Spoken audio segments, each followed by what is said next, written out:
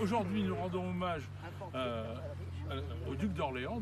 Il s'est tué, c'est un accident de la route, hein, bien sûr, puisqu'il était en calèche et les chevaux s'étaient emballés, il a sauté de la carriole et c'est là qu'il s'est blessé. Voilà.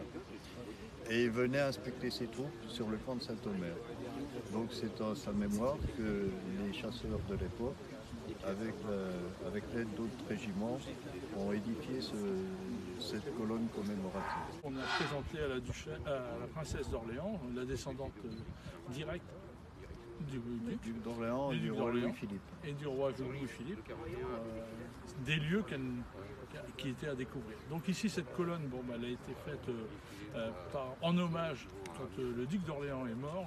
Les soldats qui étaient, tous les régiments qui étaient ici ont construit cette colonne pour garder cette mémoire et garder que Saint-Omer était une ville de garnison importante. Donc pourquoi nous, les chasseurs, nous sommes là? C'est parce que ici, les premiers bataillons de chasseurs qui ont été créés en 1845 sont venus s'entraîner ici, puisque c'était un camp d'entraînement.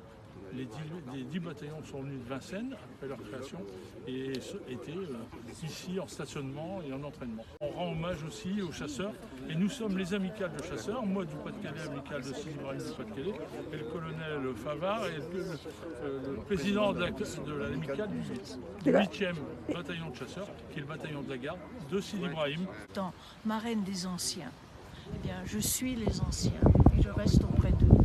Nous sommes, oui, c'est très émouvant, je trouve, parce qu'il y a d'abord il y a une grande sérénité, mais on sent un endroit où quand même se passait beaucoup d'événements. Et c'est très émouvant parce que donc le fils du roi Louis-Philippe qui venait voir ces hommes est mort à Paris en venant. Et il est mort d'une façon tragique. Ici, je me retrouve sur un lieu qui est très émouvant, avec tous les anciens qui sont là, et c'est aussi grâce à eux que je suis ici.